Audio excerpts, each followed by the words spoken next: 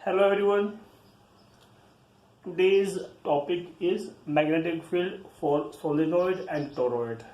Applications of Ampere's circuit law, unit 3rd in the 12th physics. ठीक है, तो देखो हम यहाँ सोलेनॉइड और टोरॉइड दोनों को 1 by 1 डिस्कस करेंगे और उसमें जो मैग्नेटिक फील्ड के लिए जो रिजल्ट्स बनेगा उसको हम फाइंड करेंगे और कुछ न्यूमेरिकल्स इसमें देखेंगे। देखो सोलेनॉइड हमने लिखा है यहाँ पे। सोलेनॉइड क्या होता है? सोलेनॉइड एक insulated copper wire bounded in the form of helix whose length will be very large as compared to its diameter होनी चाहिए, should be। ठीक है, या हम कहें डायमीटर जो है should be very small as compared to its length and insulated copper wire bounded in the form of helix। ये हेलिक्स क्या है? देखो हेलिक्स बेसिकली हेलिक्स जो है circular as well as straight line combination होता है। कॉम्बिनेशन होता है straight line as well as circular path, यानी straight path as well as circular path. इन दोनों के कॉम्बिनेशन को हम क्या बोलते हैं? हेलिक्स बोलते हैं, यानी स्प्रिंग जैसा, एग्जैक्टली स्प्रिंग जैसा।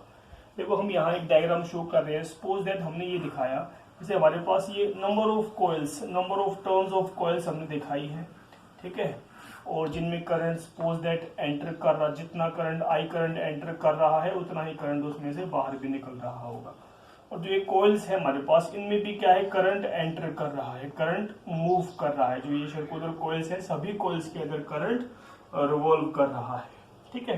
तो एक सिलेंडर जैसा हमारे पास ये अरेंजमेंट बनता है। ये एक सिलेंडर जैसा रीजन हमारे पास बन गया। इसकी लेंथ हमने इमेजिन की है, लेंथ इसकी क्या है? L है। और ये जो हमारे पास इधर है that will be the diameter, ठीक है। So diameter should be very small as compare to length of that solenoid. अब जो कॉमन बातें हम यहाँ ब्रीफली डिस्कस करने वाले हैं कि जो सोलेनॉइड होता है, तो उसमें देखो ये नंबर ऑफ कॉइल्स हमारे पास बन रही है, नंबर ऑफ कॉइल्स बन रही है। और जो मैग्नेटिक फील्ड होगा वो सर्कुलर कॉइल के एक्सिस के अलोंग होता है। तो सभी कॉइल्स का एक्सिस सेम है, सभी कॉइल्स का एक्सिस सेम है। और जो फ्रंट वेव हम देखेंगे उसमें सभी कॉइल्स के लिए करंट की डायरेक्शन भी क्या होगी? सेम होगी। तो सभी कॉइल्स के जो मैग्नेटिक फील्ड होगा वो सेम डायरेक्शन में होगा, एक्सिस के अलोंग होगा सभी कॉइल्स का मैग्नेटिक फील्ड, जो कि एडअप होके रिजल्टेंट मैग्नेटिक फील्ड स्ट्रॉन्ग मिलता है। यानी inside the solenoid magnetic field कैसा होगा? हॉरिजॉन्टल यूनिफॉर्म फील्ड लाइंस होती है, यूनिफॉर्म लाइंस आप यहाँ पे दिखाओगे, ठीक है, जिसके inside magnetic field assume that be हमारे पास क्या है? मैग्नेटिक फील्ड है। और जैसे एक एंड से फील्ड लाइंस एंटर कर रही होगी, एक साइड से फील्ड लाइंस एंटर कर रही होगी और सिमिलरली दूसरी साइड से फील्ड लाइंस बाहर निकल रही होगी, ठीक है। तो जिस फेज से बाहर निकल रही है वो हमारे पास नॉर्थ पोल की तरह बिहेव करता है, और जिस फेज से एंटर कर रही है वो हमारे पास साउथ पोल की तरह बिहेव करता है। यानी solenoid behaves like a dipole, magnetic dipole की तरह बिहेव करता है, ठीक है, जिसके इनसाइड मैग्नेटिक फील्ड क्या है? यूनिफॉर्म हॉरिजॉन्टल पैरेलल लाइंस होती है। और जो बाहर का रीजन है, वहां बाहर की साइड मैग्नेटिक फील्ड क्या है? जीरो है। बाहर की साइड मैग्नेटिक फील्ड क्या है? जीरो है। क्यों? बिकॉज जो हमारे पास जो नंबर ऑफ सर्कुलर कॉइल्स बन रही है, तो एक्सिस पर आप किसी भी पॉइंट पे देखोगे तो जो vertical component above the horizontal line और downward the horizontal line, vertical component और जो डाउनवर्ड कंपोनेंट है इक्वल अपोजिट, कैंसिल्ड आउट सारे हो जाएंगे। तो सिर्फ हमारे पास हॉरिजॉन्टल कंपोनेंट बनेगा सर्कुलर कॉइल के कारण। ऐसा हम सर्कुलर कॉइल के एक्सिस के लिए जो मैग्नेटिक फील्ड था टॉपिक, उसमें पढ़ चुके हैं। तो यहाँ आपको ये ध्यान रखना है। अब देखो जो ये हमारे पास जो ये अगर आप इसका फ्रंट व्यू देखोगे तो एक साइड से फील्ड लाइन एंटर, जो ये करंट है ना, एक साइड से एंटर कर रहा होगा कॉइल्स के अंदर। तो जिस साइड एंटर कर रहा होगा उसको हम क्रॉस से रिप्रेजेंट कर देंगे, ठीक है। और दूसरे साइड से करंट बाहर निकल रहा होगा उसको हम डॉट से रिप्रेजेंट कर देंगे। अब बिकॉज जो हमारे पास सोलेनोइड है इसमें बहुत सारे क्रॉस और बहुत सारे डॉट है, तो इसको एक सिंपल सा अरेंजमेंट हम दिखाते हैं। सिंपल सा अरेंजमेंट ये है कि हम सोलेनोइड को इस तरह से दिखा देते हैं। ये हमने एक रीजन सा दिखा दिया, ठीक है, सोलेनोइड को ऐसे दिखाया, और between the solenoid horizontal parallel lines of magnetic field. Magnetic field कैसा है? कांस्टेंट मैग्नेटिक फील्ड है, यूनिफॉर्म मैग्नेटिक फील्ड है इनसाइड द सोलेनोइड, ठीक है। एट द सेंटर, देखो ये सर्कुलर कॉइल होती है और सर्कुलर कॉइल के सेंटर पे मैक्सिमम फील्ड लाइंस होती है। मैक्सिमम यानी कांस्टेंट फील्ड यहाँ पे होगा।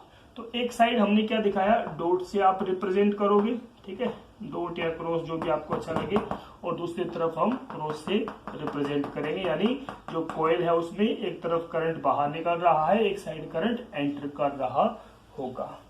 अब हम चाहेंगे, देखो सोलेनोइड के लिए मैग्नेटिक फील्ड का रिजल्ट फाइंड करना है। ये हमारे पास एक्चुअल में क्या है, ampere's circuital law, ampere circuital law के एप्लीकेशन है। एम्पियर सर्किटल लॉ हम यहाँ यूज करेंगे और मैग्नेटिक फील्ड फाइंड करेंगे। अब क्या होता था, एम्पियर सर्किटल लॉ में हम एक एम्पीरियन लूप इमेजिन करते थे, तो हम भी यहाँ ऐसा ही करने वाले हैं। ये हमारे पास एक सोलेनोइड है जिसके इनसाइड मैग्नेटिक फील्ड कांस्टेंट है। हम सपोज दैट हम एक रेक्टेंगुलर लूप अज्यूम करेंगे। अज्यूम दैट एक रेक्टेंगुलर लूप हमने इमेजिन किया।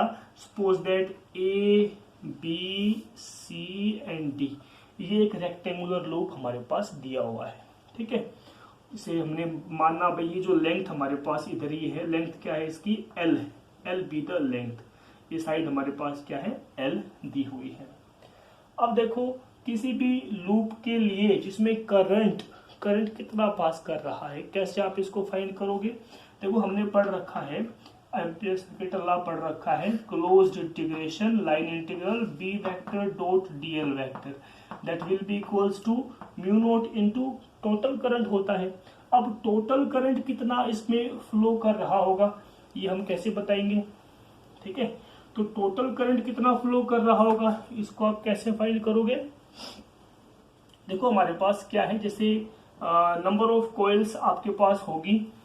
सोलेनोइड में क्या होती है, नंबर ऑफ कॉइल्स होती है, और सभी कॉइल्स में करंट आई पास कर रहा है। तो जो हमारा जो ये एम्पीरियन लूप होगा उसमें वो सारी कॉइल्स आ रही होगी। तो इसको हम कैसे दिखाएंगे, इसको आप कैसे दिखाओगे, टोटल नंबर ऑफ टर्न्स यानी कैपिटल एन, और एक में कितना करंट है, आई है, तो एन इंटू आई से हम इसको रिप्रेजेंट करेंगे, ठीक है। लेकिन देखो हमारे पास यहाँ ये सब अभी हम इसमें शो नहीं करेंगे। अभी हम इसमें सपोज दैट इसको आई डैश इमेजिन कर लेते हैं।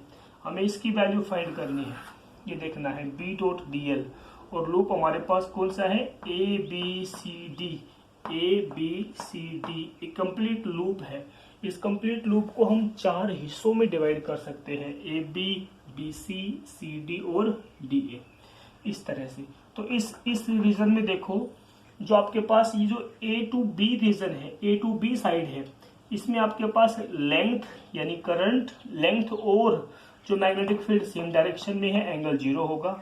बाकी इस साइड के लिए, इस वाली साइड के लिए, इस वाली साइड के लिए, तीनों साइड के लिए आपके पास closed integration B dot D L की वैल्यू क्या होगी, 0 होगी। क्यों, देखो इस वाली साइड की अगर आप बात करोगे तो जो आपके पास ये जो लेंथ और जो ये आपके पास मैग्नेटिक फील्ड एंगल कितना है, 90 डिग्री का एंगल है, कोस 90 0 होता है।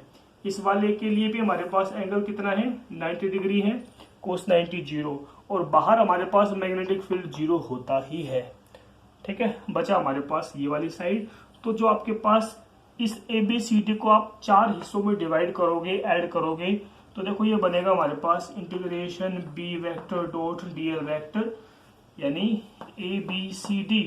इसको हम 4 पार्ट्स में डिवाइड करेंगे, यानी B vector dot D L vector, ये हो जाएगा पहले ए बी के लिए, फिर closed integration B vector dot D L vector, ये हो जाएगा बाद में बी सी के लिए, फिर similarly B vector dot D L vector C D के लिए, फिर finally closed integration B vector dot D L vector, ये हो जाएगा हमारे पास डी ए। ऐसे 4 A B B C C D D A चारों साइड्स के लिए हमने अलग अलग ये वैल्यू फाइंड कर ली है। हम क्या देखेंगे, सिर्फ ए बी के लिए आपको वैल्यू मिलेगी, सिर्फ इसके लिए आपको वैल्यू मिलेगी, बाकी इसके लिए भी वैल्यू 0 है, इसके लिए भी वैल्यू 0 है, इसके लिए भी वैल्यू 0 है। तो हमारे पास यहां से देखो, इसको सॉल्व करोगे तो b बाहर निकल जाएगा और क्लोज्ड इंटीग्रेशन dl, और ये वैल्यू क्या है, ये वैल्यू हमारे पास सिर्फ लेंथ यानी b into L, total length आपके पास दिया गया होगा, इसकी वैल्यू हमारे पास ये आती है। ठीक है, लेकिन हमने पढ़ा है एम्पियर्स सर्किटल लॉ। हमने क्या पढ़ा है, एम्पियर्स सर्किटल लॉ, जिसके अकॉर्डिंग वैल्यू क्या होती है, B vector dot D L vector and that is equal to mu naught times में टोटल करंट। अब टोटल करंट कैसे फाइंड करोगे आप, ठीक है, देखो हमारे पास कैसे देखेंगे, जो भी हमारे पास नंबर ऑफ टर्न्स क्या है कॉइल्स की, देखो एक कितनी लेंथ में करंट फ्लो कर रहा है, नंबर ऑफ टर्न्स क्या है वो भी आपको देखनी है, और करंट कितना करंट फ्लो कर रहा है in the number of turns, या इसको आप ये कहो n times of i, number of turns per unit length into i। इस तरह से आप इसको टोटल करंट को रिप्रेजेंट करोगे। अब इसकी वैल्यू क्या है, इसकी वैल्यू हमारे पास है b इंटू एल, और यहां हमारे पास क्या बन जाएगा, म्यू नॉट n इंटू आई। देखो इसमें l भी आएगा हमारे पास, यानी number of turns per unit length कितनी है, नंबर ऑफ टर्न्स क्या है, आई करंट, तो टोटल करंट हमारे पास ये रिप्रेजेंट करेगा। इधर हमारे पास b इंटू एल, इसको हमने लिखा म्यू नॉट, n है ही, i भी है और l भी रहेगा, तो l से आपको ये l यहाँ पे कैंसिल आउट होने वाला है। सो b magnetic field for a solenoid, finally हमारे पास रिजल्ट बनता क्या है, म्यू नॉट n इंटू आई, सिर्फ ये रिजल्ट हमारे पास बनेगा, यानी n होता क्या है, n को हम लिखते हैं नंबर, n को हम क्या बोलते हैं, number of turns per unit length, तो ये क्या होता है, total number of turns per unit length, यानी इसको हमने इमेजिन दैट कैपिटल N क्या है, टोटल नंबर ऑफ टर्न्स है, तो पर यूनिट लेंथ हमने क्या मानी है, सपोज दैट L, तो ये जो स्मॉल n है हमारे पास वो क्या है, total number of turns per unit length. तो इस तरह से अगर आपको टोटल नंबर ऑफ टर्न्स चाहिए तो number of turns per unit length into L आप ये लिखोगे, यानी इस फॉर्मूले में अगर आप ये n इंटू एल देखोगे तो ये n इंटू एल क्या है, ये कैपिटल N ही है हमारे पास, number of turns, total number of turns की वैल्यू। तो फाइनली देखो हम क्या देखेंगे, यहाँ पे फॉर्मूला हमारे पास क्या बन जाएगा, फॉर्मूला हमारे पास B magnetic field for a solenoid, तो ये म्यू नॉट तो है ही, स्मॉल n को आप चाहो तो capital N upon L into I, इस तरह से भी आप इसको लिख सकते हो अगर आपको total number of turns per unit length दिखानी हो तो। ठीक है, तो ये हमारे पास है सोलिनॉइड। किसी भी सोलिनॉइड के लिए मैग्नेटिक फील्ड का फॉर्मूला क्या है, चाहे तो आप लिखो म्यू नॉट स्मॉल n क्या होता है, number of turns per unit length into I, या आप इसको लिखना चाहो तो mu naught total number of turns divide by length of the solenoid into I, जो करंट उसमें पास कर रहा होगा। सिमिलरली देखो हमारे पास टॉपिक आता है सोलिनॉइड, तो ठीक है, सोलिनॉइड में हमने बताया हेलिक्स की फॉर्म में कॉइल्स होती है और स्ट्रेट होता है ये, लेकिन एक दूसरा नाम हमारे पास है टोरॉइड। ये टोरॉइड क्या होता है, सिमिलरली हमारे पास पॉइंट आता है टोरॉइड, TOROID, टोरॉइड। तो ये टोरॉइड क्या है, देखो टोरॉइड भी सोलिनॉइड ही होता है पर एंडलेस फॉर्म होती है। टोरॉइड का मतलब क्या है, toroid means endless form of solenoid, solenoid की एंडलेस फॉर्म होती है, और एंडलेस फॉर्म का मतलब होता है सर्कुलर, कि जैसे हमने ये कहा ये सोलिनॉइड एक प्रकार से, ये सोलिनॉइड है, ये सोलिनॉइड है, लेकिन ये सोलिनॉइड कैसा है, एंडलेस फॉर्म इसकी है। कैसी फॉर्म है, एंडलेस फॉर्म है। तो ये जैसे इसका इनर सर्कल हो जाएगा और आउटर सर्कल हमारे पास ये बाउंड्रीज यहाँ पे बन जाएगी। करंट एक साइड से एंटर कर रहा होगा, दूसरी साइड से बाहर निकल रहा होगा। सेंटर यहाँ पे हमारे पास दिया गया होगा। क्योंकि टोरॉइड क्या है, सर्कुलर फॉर्म में है, solenoid in the circular form. तो मैग्नेटिक फील्ड भी क्या होगा, इस सोलेनॉइड इस रीजन के कोयल के इनसाइड होगा, कंसेंट्रिक सर्कुलर फॉर्म में। ये कंसेंट्रिक सर्कुलर फॉर्म में क्या होगा, मैग्नेटिक फील्ड होगा। ठीक है, यूनिफॉर्म मैग्नेटिक फील्ड होगा, कांस्टेंट मैग्नेटिक फील्ड होगा, बी विल बी कांस्टेंट। आप इस रीजन की बात करोगे मैग्नेटिक फील्ड 0 होगा, बाहर की बात करोगे मैग्नेटिक फील्ड अगेन क्या होगा, 0 होगा। ठीक है, सिर्फ मैग्नेटिक फील्ड होगा इस टोरॉइड के इस वाले रीजन के अंदर। अब देखो जो हमारे पास मैग्नेटिक फील्ड का रिजल्ट हमारे पास वही आना है जो हमने पहले किया था। रिजल्ट आपका वही आएगा कि B for that region will be mu naught small n into I. यही रिजल्ट हमारे पास आता है using the Ampere's circuital law. Using the Ampere's circuital law आप एक Amperian loop inside the region आप एक इमेजिन करोगे और उस लूप के लिए फिर हम ये वैल्यू फाइंड करेंगे। तो B की वैल्यू क्या आती है, म्यू नॉट n इंटू आई। लेकिन यहाँ देखो टोरॉइड में n क्या होता है, टोरॉइड में n क्या होता है, total number of turns divide में लेंथ होती थी।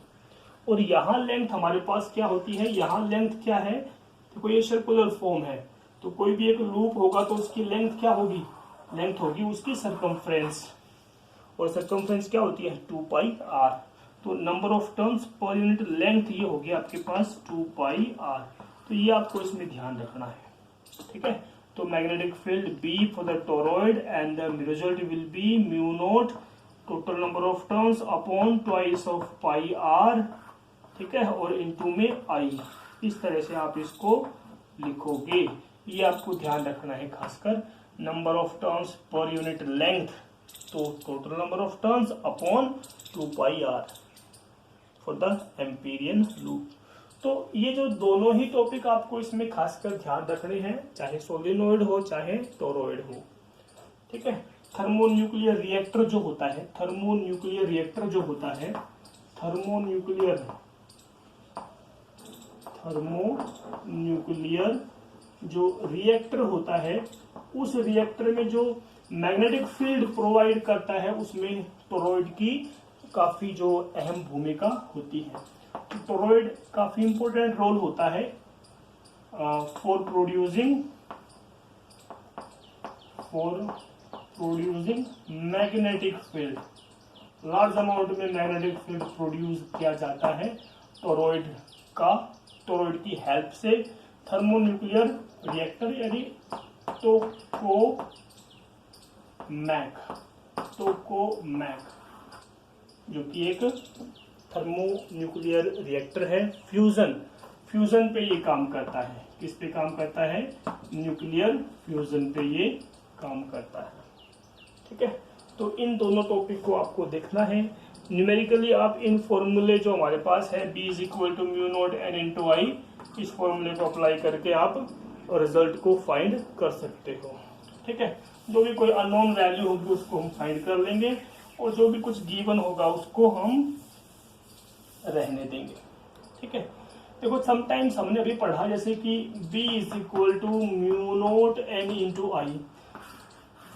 कभी कभी हमें जैसे न्यूमेरिकली दिया गया होता है कि आपको मैग्नेटिक फील्ड गिवन होगा। सपोज दैट हमने कहा हमारे पास 50 टेस्ला मैग्नेटिक फील्ड है और नंबर ऑफ टर्न्स जो आपके पास वैल्यू है दे रखी होगी।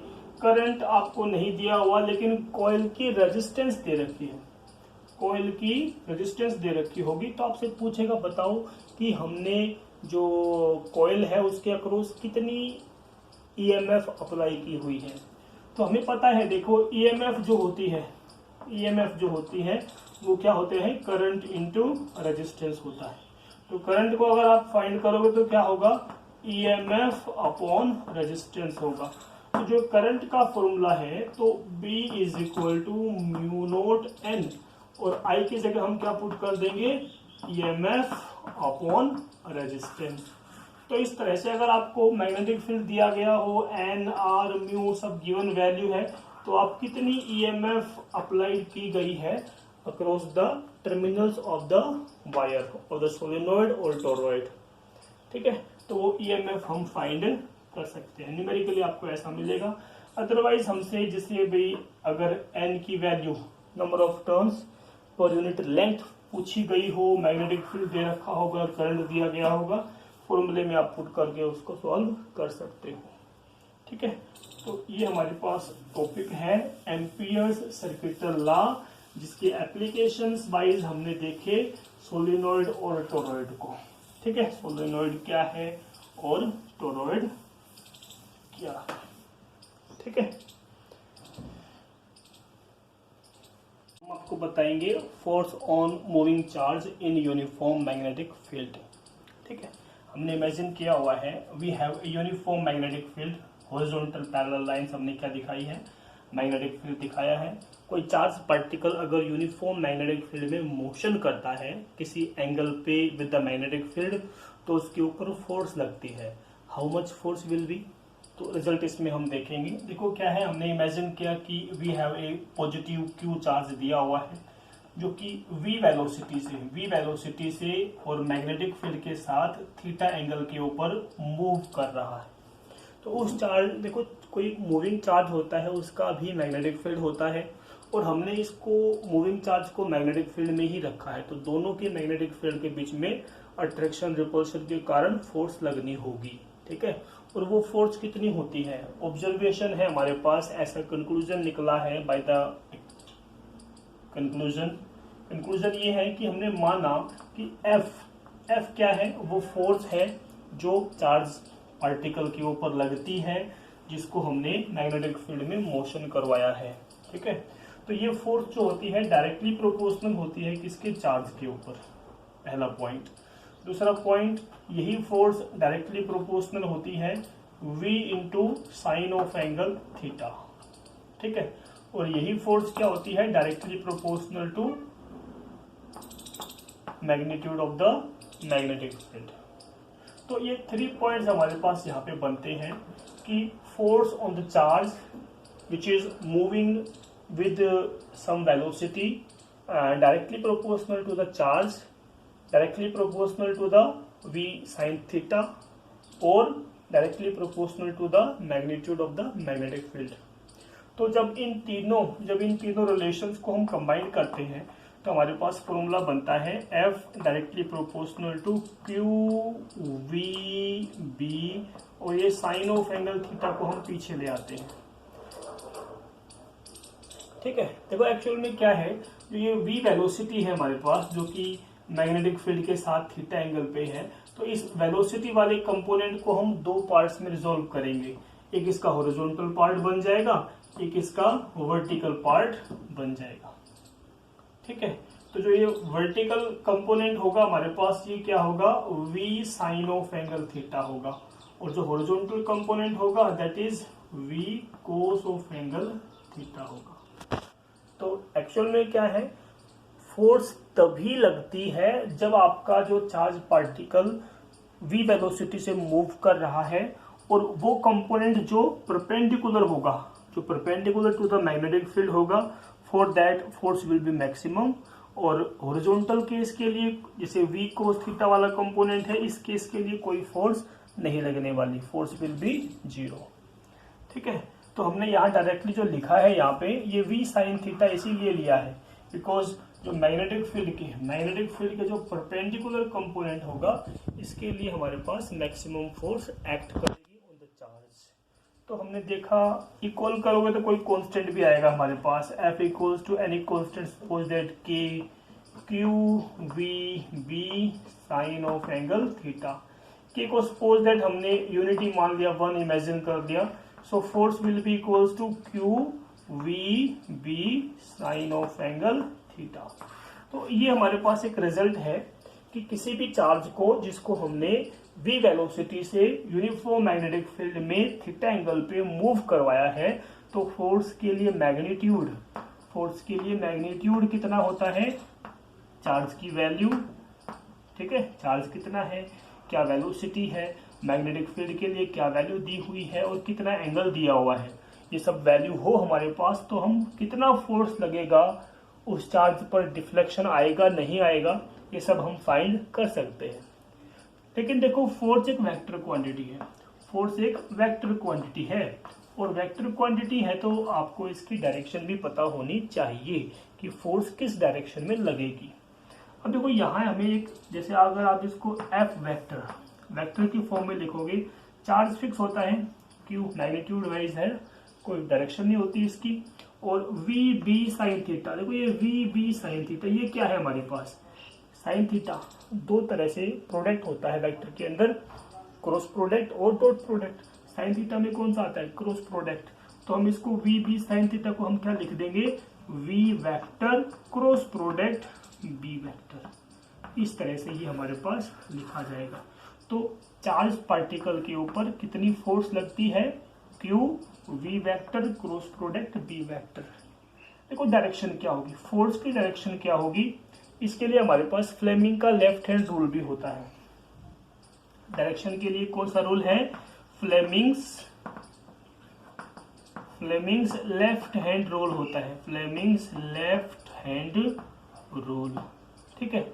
या आप देखो क्रॉस प्रोडक्ट का रूल भी अप्लाई कर सकते हो। सपोज दैट हमने कहा V जो आपका अगर आई कैप है और B आपका अगर जे कैप है, तो फोर्स आपका किस डायरेक्शन में होगा, के कैप यानी जेड डायरेक्शन में होगा, ठीक है। देखो किसी भी क्रॉस प्रोडक्ट में क्या होता है, यूनिट वेक्टर्स कौन से होते हैं, आई कैप, जे कैप और के कैप। तो इन दोनों वेक्टर्स की डायरेक्शन के परपेंडिकुलर डायरेक्शन में क्या लगेगी, फोर्स लगेगी, ठीक है। राइट हैंड पाल्म रूल भी आप इसमें अप्लाई कर सकते हो, ठीक है। पाल्म रूल के लिए क्या है, तो डायरेक्शन के लिए पाल्म रूल भी होता है हमारे पास, पाल्म रूल जिसको हम कहते हैं। सो ये पाल्म रूल क्या है कि कोई भी चार्ज पार्टिकल है, ठीक है, इसके ऊपर फोर्स किस डायरेक्शन में लगेगी, तो क्या करना है आपको, जो आपका राइट हैंड लेना है, पाल्म जो फिंगर्स है, fingers in the direction of magnetic field आपको दिखानी। सपोज दैट ये कोई चार्ज है, यहाँ से आपको जो है ना मैग्नेटिक फील्ड किस डायरेक्शन में है उस तरफ आपको दिखाना क्या है, अब योर फिंगर्स, तो fingers in the direction of magnetic field, ठीक है, thumb in the direction of velocity of charge, ठीक है। तो perpendicular to the palm gives the direction of force, ठीक है, that is called right hand palm rule for the direction of force. So ऐसे भी कर सकते हो, अदरवाइज आप जो ये V और B जो भी suppose that I cap, G cap, K cap, जो भी कुछ भी है आपके पास, इन दोनों की वैल्यू, तो क्रॉस क्या होगा, इन दोनों के परपेंडिकुलर डायरेक्शन में होगा, ठीक है। क्रॉस प्रोडक्ट का रोल आप इसमें अप्लाई कर सकते हो। तो ये हमारे पास इसके लिए है रिजल्ट्स। अगर वो यहीं से हमारे पास जो मैग्नेटिक फील्ड होता है, मैग्नेटिक फील्ड की देखो यूनिट क्या होती है, मैग्नेटिक फील्ड जो होता है बी वेक्टर, इसकी यूनिट होती है SI टेस्ला, क्या होती है, टेस्ला इज द यूनिट। तो अगर आप यहाँ से देखो B मैग्नेटिक फील्ड B को फाइंड करना चाहोगे तो F अपॉन क्यू वी और ये साइन ऑफ एंगल थीटा, इस तरह से हमारे पास ये रिलेशन बन जाती है। तो आप मैग्नेटिक फील्ड का डायमेंशनल फॉर्मूला और मैग्नेटिक फील्ड की यूनिट भी आप यहाँ से फाइंड कर सकते हो। देखो यूनिट अगर आप देखना चाहो 1 tesla, so 1 tesla is equal to what, force कितनी होनी चाहिए, 1 न्यूटन लगे, चार्ज कितना हो 1 कूलम के ऊपर, और कितनी वेलोसिटी से 1 मीटर पर सेकेंड स्पीड से मूव करे। थीटा की कोई यूनिट नहीं होती है। तो 1 टेस्ला हमारे पास कितना बना, 1 Tesla magnetic field is how much, तो ये है 1 न्यूटन फोर्स ऑन 1 कूलम, तो कूलम इनवर्स ये हो जाएगा हमारे पास, और मीटर भी आपका ऊपर जाएगा, सो मीटर इनवर्स, और ये हमारे पास सेकेंड। तो ये हमारे पास क्या है, ये क्या देगा, that gives the value of 1 Tesla, ठीक है। डायमेंशनल फॉर्मूला भी अगर आप चाहो तो पुट कर सकते हो। फोर्स के लिए क्या होता है डायमेंशनल फॉर्मूला, MLT-2 होता है। चार्ज के लिए क्या होता है, A×T होता है। और वेलोसिटी के लिए क्या होता है डायमेंशनल फॉर्मूला, LT-1 होता है। इस सारे को कंबाइन करोगे तो हमारे पास M1 L से L को कट जाएगा यहाँ पे, और T से ये T कट जाएगा, तो T की पावर हमारे पास यानी M1 L0 T की पावर -2 और A हमारे पास -1. So in that way M1 L0 T -2 A -1. So that will be the dimensional formula of magnetic field.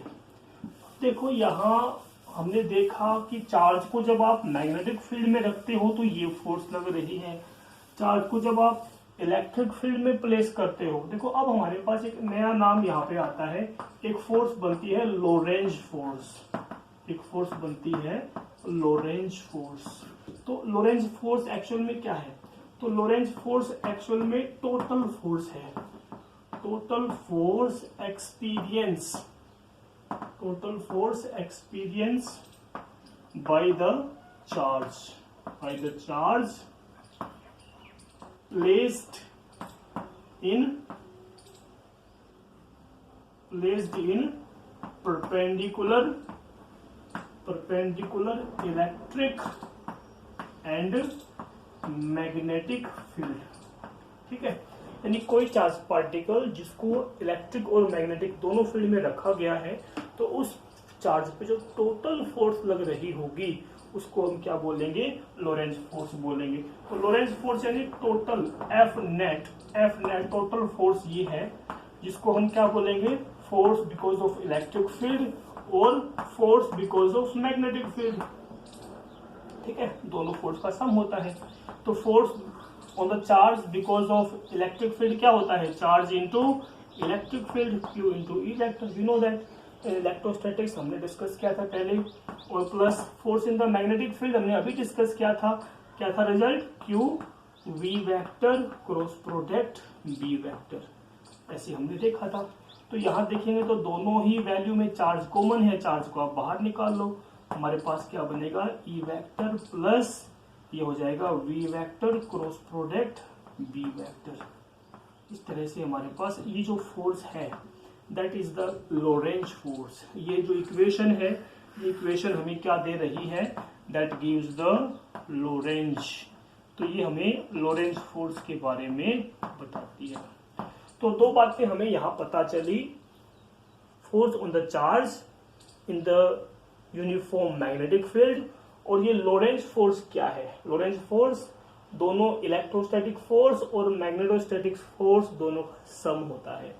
ठीक है, देखो अभी हमने जो किया था, F is equal to q v B sine of angle theta.